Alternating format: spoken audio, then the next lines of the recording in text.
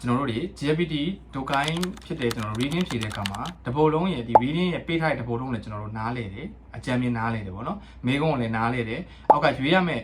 ၄ချောင်းလုံးရဲ့အဓိပ္ပာယ်ကိုကျွန်တော်တို့နားလေတယ်ဒါပေမဲ့အဖြေကိုမှားရွေးမိတယ်အဲ့ဒါဘာကြောင့်လဲဆိုတဲ့ဟာကိုကျွန်တော်ဒီဗီဒီယိုလေးမှာပြပြပေးပါမယ်နံပါတ်1အနေနဲ့ကကျွန်တော်တို့တွေဘာဖြစ်တာလဲဆိုရင်နန်းသုံးနာခုပါကောက်လို့ခေါ်တဲ့အကြံဉာဏ်ပဲကျွန်တော်တို့နားလေသွားတာစာပိုက်တစ်ပိုက်လုံးတကယ်တော့ तू ပြောချင်တဲ့ point ကဘာလဲ तू မေးချင်တဲ့မေးခွန်းကဘာလဲ तू အဓိကပြောချင်တဲ့အကြောင်းအရာပေါ့နော်အဲ့ဒါကနနမသိဘဲနဲ့အဖြေကိုသွားရွေးမိတဲ့ခါမှာတရားပေါင်းမှားရွေးမိဖို့အခွင့်အရေးများတယ်ပေါ့နော်နောက်တစ်ခုကတော့ကျွန်တော်တို့ဘာလဲဆိုရင်ဒီ logical thinking လို့ခေါ်တယ်ပေါ့နော်ဒါ lonely taking ရှိခိုးလို့ခေါ်ပါတယ်ဂျပန်လိုဆိုရင်တော့အထူးသဖြင့်ကျွန်တော်တို့ GPT မှာကဒီ N2 N1 တို့ရောက်လာပြီး level မြင့်လာပြီဆိုရင်သိကြတဲ့ तू မေးထားတဲ့မေးခွန်းတွေရဲ့အဖြေတွေကစာပိုက်ထဲမှာတိုက်ရိုက်မပါဘူးအဲ့တော့အဲ့ဝိုက်ပြီးထည့်ပေးထားတဲ့ဟာကိုကိုကကောင်းကောင်းထောက်ပြီးတော့ဖတ်နိုင်ရမယ်ပြီးတော့အဲ့ကနေတစ်ဆင့်ဆက်ပြီးတော့တွေးခေါ်နိုင်ရမယ်အဲ့ဒါဆိုရင်ကျွန်တော်တို့တွေမှန်ကန်တဲ့အဖြေကိုရွေးနိုင်မှာဖြစ်ပါတယ်ရှေ့ကဆရာဆရာမတွေလည်းပြောကြတယ်ကျွန်တော်တို့ရှင်ထဲမှာ cheat လို့ခေါ်တဲ့ knowledge ရှိထားမယ်ဆိုရင်စာပိုက်ဖတ်တဲ့အခါမှာလည်းအရမ်းမြန်သလိုစာပိုက်ကိုအဖြေမှန်ရွေးတဲ့အခါမှာလည်းမှန်ကန်မှုရာခိုင်နှုန်းများနိုင်တယ်ပေါ့နော်အားကြောင့်မလို့ကျွန်တော်တို့ကမေကုန်းဟောင်းများလောက်ပါလို့ပြောကြတာပါမေကုန်းလောက်တဲ့ခါကျရင်ကျွန်တော်တို့ဓာတ်ရိုက်တူညီတဲ့မေကုန်းတော့ပြန်မပါဘူးဆိုပေမဲ့သူနဲ့နည်းနည်းလေးဆင်တဲ့အကြောင်းအရာတွေ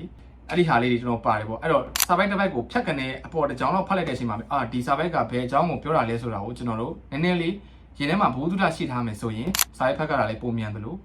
အဖြေမှန်ရွေးရတာလည်းပုံမြန်တယ်နောက်တစ်ခုကကျတော့အချိန်ရတဲ့အခါမှာတခြားဘုသူဒ္ဓအနေနဲ့စာပိုက်တွေကိုဖတ်ထားဖို့လိုတယ်ပေါ့နော်နောက်တစ်ခုကကျကျွန်တော်တို့သူပေးထားတဲ့မေးခွန်းကို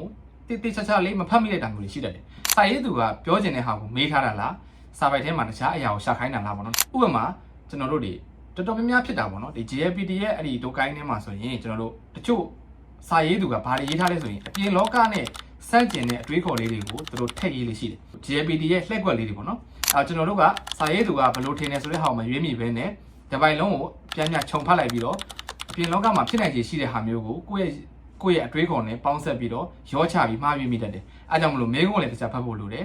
နောက်ဆုံးတစ်ခုကတော့ကျွန်တော်တို့တွေဒါ GPT မှာလည်းလှည့်ကွက်တွေရှိတယ်ဆိုတာအားလုံးသိပြီးသားဖြစ်မှာပါအဲ့တော့ဒုကိုင်းမှာလည်းသူ့မှာလည်းသူလှည့်ကွက်တွေရှိတယ်ဆိုတော့အဲ့လှည့်ကွက်တွေကိုဝင်မသွားအောင်ကျွန်တော်တို့က view site ကမယ်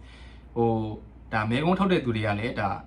အမြဲတမ်းဒါတေးချာចောင်းသားတွေကဘယ်လိုဟာမျိုးမှာသူတို့လှည့်ကွက်တွေကိုဝင်သွားတယ်ဆိုတာကောင်းကောင်းကြီးနားလေတယ်အဲကြောင့်မလို့ចောင်းသားတွေလှည့်ကွက်တွေကိုဝင်သွားအောင်လုပ်ထားတဲ့အပုတ်ကပါဘူးပါတယ် point ကိုထောက်ဖို့လိုတယ်အဲကြောင့်မလို့ကျွန်တော်တို့ကိုကတော့နားလေတယ်တပေါ်လုံးလည်းနားလေတယ်မေကုန်းတွေရောရွေးရမယ့်ဟာတွေလည်းနားလေအဓိပ္ပာယ်တွေနားလေရင်သားနဲ့ဘာဖြစ်လို့မှားရွေးမိရလဲဆိုရင်သူ့လက်ကွက်တွေကိုဝင်သွားတာလည်းဖြစ်ကောင်းဖြစ်နေတယ်